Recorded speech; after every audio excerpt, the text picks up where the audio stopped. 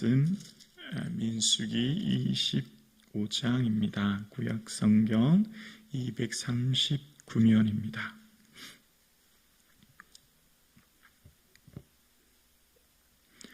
함께 하나님의 말씀을 고백드리겠습니다. 이스라엘이 시딤에 머물러 있더니 그 백성이 모압 여자들과 음행하기를 시작하니라. 그 여자들이 자기 신들에게 제사할 때에 이스라엘 백성을 청하매 백성이 먹고 그들의 신들에게 절함으로 이스라엘이 바알보로에게 가담한지라. 여호와께서 이스라엘에게 진노하시니라. 여호와께서 모세에게 이르시되 백성의 수령들을 잡아 태양을 향하여 여호와 앞에 목매어 달라. 그리하면 여호와의 진노가 이스라엘에게서 떠나리라. 모세가 이스라엘 재판들에게 이르되 너희는 각각 바알보올에게 가담한 사람을 죽이라 하니라. 이스라엘 자손이 온 회중의 회막문 앞에서 울 때에 이스라엘 자손 한 사람이 모세와 온 회중의 눈 앞에 미디안의 한 여인을 데리고 그의 형제에게로 온지라. 제사장 아론의 손자 엘라살의 아들 비느하스가 보고 회중 가운데에서 일어나 손에 창을 들고 그 이스라엘 남자를 따라 그의 막사에 들어가서 이스라엘 남자와 그의 여인의 배를 꿰뚫어서 두 사람을 죽이니 연병이 이스라엘 자손에게서 그쳤더라. 그 연병으로 죽은 자가 24,000명이었더라. 여호와께서 모세에게 말씀하여 이르시되 제사장 아론의 손자 엘라살의 아들 비느하스가 내 질투심으로 질투하여 이스라엘 자손 중에서 내 노를 돌이켜서 내 질투심으로 그들을 소멸하지 않게 하였도다. 그러므로 말하라. 내가 그에게 내 평화의 언약을 주리니 그와 그의 후손에게 영원한 제사장 직분의 언약이라. 그가 그의 하나님을 위하여 질투하여 이스라엘 자손을 속죄하였음이니라. 죽임을 당한 이스라엘 남자 곧 미디안 여인과 함께 죽임을 당한 자의 이름은 시므리니 살루의 아들이요 시므온인의 조상인 가문 중 한 지도자이며 죽임을 당한 미디안 여인의 이름은 고스비니 수리의 딸이라. 수르는 미디안의 백성의 한 조상의 가문의 수령이었더라. 여호와께서 모세에게 말씀하여 이르시되 미디안인들을 대적하여 그들을 치라. 이는 그들의 속임수로 너희를 대적하되 부올의 일과 미디안 지휘관의 딸 곧 부올의 일로 연병이 일어난 날에 죽임을 당한 그들의 자매라. 고스비의 사건으로 너희를 유혹하였음이니라. 아멘. 할렐루야. 아멘. 좋으신 하나님께서 오늘 또 한 주간을 새롭게 허락해 주셨습니다. 하나님께서 선물로 주신 이 한 주간 예수님과 함께 동행하며 예수님이 기쁨이 되는 한 주간 되기를 주님의 이름으로 축복합니다. 아멘. 지금까지 이스라엘 백성들의 경로와 여정을 보면서 그 어떤 사람들이 이스라엘을 저주하려고 해도, 그러니까 모압 왕이 끊임없이 이스라엘을 저주하려고 해도 결코 하나님은 이스라엘을 저주하지 않으셨지요.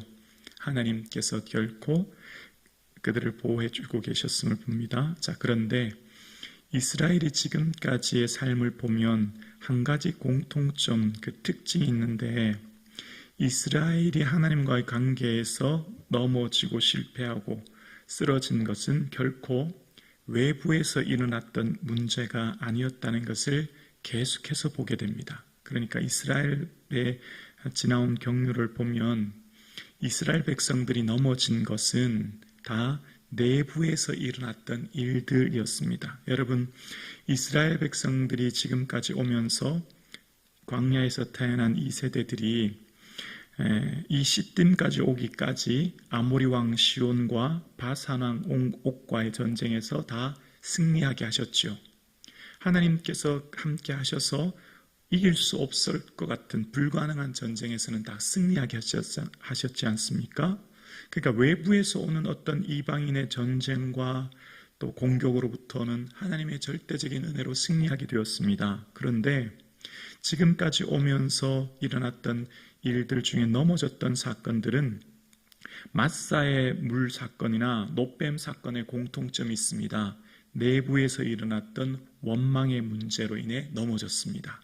노뱀의 사건도 홍해길로 우회하게 하는 것으로 원망하는 것으로부터 이 노뱀 사건이 일어나지 않습니까? 마사에서도 이 원망으로 인해서 광야에서 아무것도 없다, 파종할 것도 없고 아무것도 없다라고 하는 그 원망 속에서 그들이 넘어졌던 걸 봅니다. 그러니까 지금까지 오면서 공통점이 뭐죠? 외부의 전쟁과 공격과 또 외부의 어떤 저주도 다 하나님 막아주셨지만 그 내면으로부터 일어나는 원망과 오늘 본문에 등장하는 것은 이 음행의 문제인데요. 이 음행의 문제로 인해 넘어졌던 것을 봅니다. 그러니까 이것이 우리에게 많은 것을 깨닫게 하죠. 성도의 삶에 오늘 우리가 하나님과의 올바른 관계를 맺는 데 있어서 가장 중요한 것은 그 내 내면에 일어나는 많은 일들을 우리가 하나님과의 온전한 관계 속에서 잘 정리해야 되는 것을 끊임없이 보게 됩니다. 자, 그러면서 오늘 본문의 1절과 5절의 내용을 보면 이 시딤에 도착했을 때 모압 여인들과 음행했다라고 하는 것이 1절에 나오는데요. 1절의 음행이라는 자나의 원어의 뜻은 우상숭배라는 말도 함께 담겨져 있습니다. 자, 여기서 한번 살펴볼게요. 그러면 모압 여인들과 음행했다라고 하는 것은 육체적인 음행의 죄는 뭐와 매우 밀접한 관계가 있냐면 영적인 일과도 매우 밀접한 관계가 있다라고 하는 것을 깨닫게 되는 겁니다. 그러니까 영혼과 육체가 분리되지 않듯이 영혼과 육체가 온전한 전인격체로 하나가 되어 있듯이 육체적인 어떤 죄는 반드시 영혼에 굉장히 큰 영향을 미친다는 것을 알게 돼요. 그래서 여러분, 이스라엘이 넘어졌던, 이스라엘이 멸망하게 됐던 중요한 이유는 열왕기상에 나오는 이 솔로몬의 우상숭배인데요. 그 솔로몬의 우상숭배가 왜 들어왔습니까? 그것은 바로 이방 여인들과의 결혼 때문입니다. 정략 결혼 때문이죠. 수많은 이방 여인들과의 정략 결혼을 통해서 그들의 신이 이스라엘에 들어오게 된 것입니다. 오늘 본문에도 이스라엘이 시딤에서 넘어지고 음행했는데요. 이 음행이라고 하는 것은 단순하게 그냥 육체적인 범죄를 넘어서는 굉장히 영적인 문제라는 것을 지금 직시하고 이야기하는 겁니다. 그래서 이 사건을 통해서 요한계시록에서도 이 본문의 사건을 또 비유해서 들지 않습니까? 그래서 요한계시록의 두 번째인 에베소 서머나, 서머나 교회에서도 이 사건을 들어서 이야기합니다. 그러면서 요한계시록에서 나타나는 이 음행의 문제는 비유하면서 얘기하는데 그게 로마 황제 숭배를 이야기하는 거거든요. 그 황제 숭배는 우상 숭배를 이야기하는 것이고요. 그래서 이 음행의 문제는 육체와 영혼의 문제이면서 또 이것은 단순한 육체적인 문제를 넘어 우상 숭배의 문제다라고 하는 것을 지금 이야기하는 겁니다. 그러면서 이것은 인간의 본성에게 남겨진 세월이 아무리 흘러도 세월이 아무리 지나도 어떤 누구도 넘어뜨릴 수밖에 없는 강력한 힘이 된다라고 하는 것을 지금 이것이 우리에게 이야기해 주고 있는 겁니다. 그래서 이것을 통해서 오늘 본문은 우리에게 말하는 것이죠.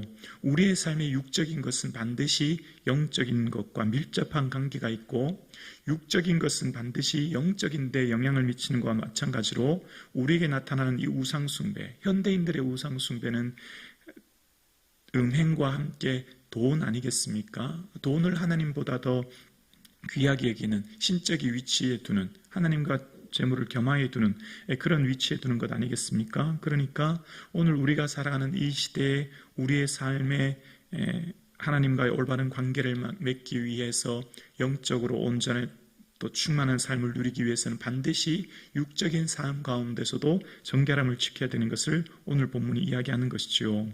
그러면서 이 오늘 본문의 3절에 보면 바알보올에게 가담했다라고 하는데요. 이 바알보올은 시딤의 신인데 가담이라고 하는 원어의 뜻은 하나 되다, 연합하다 이런 의미거든요. 원래 이 뜻은 멍해라는 뜻인데 소의 두 소의 쥐우는 어깨에 쥐우는 멍의 말입니다. 두 소가 동시에 눌러내리는 멍의 말입니다. 그러니까 이 바알볼의 사건을 통해서 바알의 사건이 깊이 연합하여 하나가 되게 했고, 바알과의 그 신전에서 바알과의 이 우상 숭배와 온전히 하나가 되는 일이 되었다라고 함으로써 하나님의 질투를 유발하게 만듭니다. 하나님만을 경외하고 예배해야 될 이스라엘 백성들이 바알볼, 그러니까 우상을 숭배하는 일이 일어난 것입니다.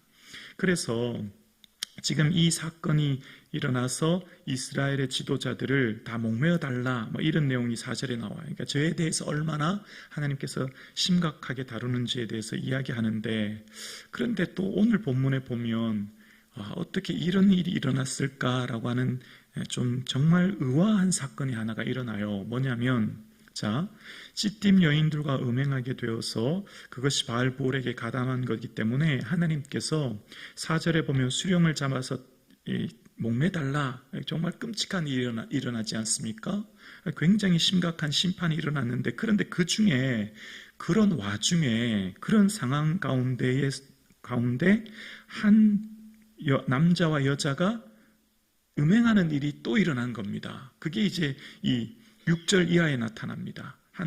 온 회중 앞으로서 미디안 여인을 데리고 온 겁니다. 그리고 그 미디안 여인과 함께 음행했던 또 한 사람의 남자를 들어오면서 그 사람이 누군가에 대한 자세한 서술을 이제 14절 이하에 이야기해 주고 있어요. 그 사람이 어떤 사람들이었는지, 그 조상들이 어떤 사람들인지를 이야기해 주고 있는 것이죠. 그러면서 이 사람들이 미디안 자손들이었고, 그래서 17절에 보면 그 미디안을 대적을 치라라고 해서 그 결과가 이제 이후에 민수기 31장에 그 미디안을 다 또 치는 그런 일이 일어나게 됩니다. 그러면서 이 사건으로 인해서 이제 24,000명이 연병에 죽는 일이 일어나게 되죠. 그리고 그렇게 함으로써 아론의 아들, 손자 아론의 아들 엘리아살의 그 아들 비냐스가 이제 이 하나님의 이 진노에 대해서 속죄의 사역을 하게 되고, 그래서 17절에 보면 이런 내용이 나와요. 제사장 아론의 손자 엘르아살의 아들 비냐스가 내 질투심으로 질투하여 이스라엘 자손 중에서 내 노를 돌이켜 내 질투심으로 그들을 소멸하지 아니하게 하였도다.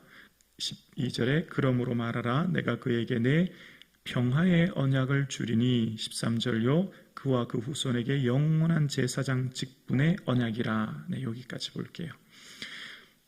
지금 이 일에 일어나서 이 이스라엘 백성들을 향해 속죄하게 하고 하나님의 질투하심으로써 질투하게 했다라고 하는 것, 원어로 말하면 하나님의 열심으로 인하여서 이스라엘 백성들에게 속죄 사역을 했다라고 하면서 한 사람의 사역이 얼마나 중요한가라고 하는 것을 이 비느하스를 통해 알게 됩니다. 한 사람을 통해서 이스라엘 백성 전체가 진멸해야 될 상황을 막아서 그 사건에 속죄를 하게 함으로 이 비느하스를 통해서 하나님께서는 그에게 화평의 언약을 줄 거야 라고 하면서 그 화평의 언약은 곧 이후에 그 후손이 영원히 제사장 직분이 되는 것이라고 말씀하십니다. 그러면서 오늘 사건을 통해서 보면 38년 전에 하나님께서 택하신 백성들 이스라엘에게 온 세계가 다 내게 속했다. 너희는 내게 제사장 나라가 되라 라고 하면서 하나님께서 택한 백성들은 이렇게 살아야 된다. 얘들아, 내가 너희들에게 앞으로 가나안 땅에 들어가게 할 거야. 그리고 그 가나안 땅에 들어가면 너희 힘과 노력을 기울이지 않아도 살 수 있도록 모든 것을 내가 책임져 줄게 라고 하세요. 그러면서 그런데 얘들아, 너희가 이것을 꼭 기억해라. 너희들은 하나님의 백성이지. 그러면 하나님 백성답게 살아야 돼 라고 하면서 이런 법은 지켜야 된다 라고 하면서 10가지의 계명을 주셨죠. 그게 출애굽기 20장에 나옵니다. 너희는 하나님 백성답게 살아야 되고 그 법이 곧 이거야 라고 하면서 주신 것이 10가지의 계명인데요. 근데 그때 주신 10가지의 계명과 첫 번째와 두 번째를 오늘 본문이 어기고 있는 것이 나옵니다. 그래서 나 외에 다른 신을 섬기지 말라 하셨고 그것을 절하지 말라고 하시면서 그것을 섬기지 말라고 하시면서 나 외에 하나님 여호와는 질투하는 하나님이신지라고 말씀하십니다. 하나님은 질투한다는 거예요. 하나님만 섬겨야 될 그들이 우상을 섬길 때 질투하시게 되고 그것으로 인하여서 그들을 징계하신다고 한 내용이 오늘 본문에 나오게 됩니다. 말씀하신 지 아직 가나안 땅에조차 들어가지 못했는데 이 일이 일어난 것이죠. 그러면서 하나님께서 이스라엘에 대해서 징계하시는 내용이 나옵니다. 하나님 백성답게 사는 것, 그것을 하나님께서 원하고 계시고 그것을 오늘도 우리에게 원하십니다. 그리고 하나님의 말씀은 그 축복은 자동적으로 이루어지지 않아요. 오늘 하나님께서 이스라엘 백성들을 거룩한 제사장 나라로 택하셨고 그들을 축복해 주시는데요. 하나님의 그 축복은 저절로 자동적으로 성취되는 게 아니라 순종함으로 성취되는 겁니다. 그것을 오늘 본문이 또 우리에게 이야기해 주는 것이죠. 하나님께서 이스라엘을 하나님 백성으로 택하셨고 함께 하시지만 그들이 이 시딤 사건으로 인해서 범죄할 때 하나님이 얼마나 그들을 징계하시는지를 오늘 본문은 우리에게 말해주고 있습니다. 오늘 이 본문을 통해서 하나님께서 말씀하시는 것은 하나님의 백성은 하나님 백성답게 살아야 됨을 말씀하고 계시고 그 백성답게 살 때에 하나님께서 그들을 축복하시고 보호하시고 인도해 주신다고 말씀하십니다. 혹 그들의 백성들 가운데 범죄하였을 때 한 사람 그 엘레아살이 일어나 속죄하여 온 백성이 죽지 않게 했던 것처럼 하나님의 그 백성 가운데 어떤 죄악과 일들이 일어났을 때 하나님은 의인 한 사람을 통해서 그들의 삶을 속죄하여 주시고 은혜 주신 것을 봅니다. 바로 예수 그리스도를 예표하는 것이죠. 그 예수 그리스도 한 분의 십자가 죽음의 사건을 통해서 온 인류를 구원하신 것을 이 엘라살 아들 비나스를 통해 말씀하고 계신 겁니다. 오늘 우리의 삶 가운데 이 본문은 많은 것을 이야기합니다. 영적인 것과 육적인 것은 반드시 밀접한 관계가 있고 우리가 하나님 앞에 더 영적으로 충만하고 은혜의 삶을 누리기 위해서는 육적인 삶의 철저한 관리와 절제가 필요함을 오늘 본문은 우리에게 말하고 있습니다. 하나님과 온전히 동행하기 위해 더 정결한 삶을 살아가시는 저와 여러분 되기를 주님의 이름으로 축원합니다.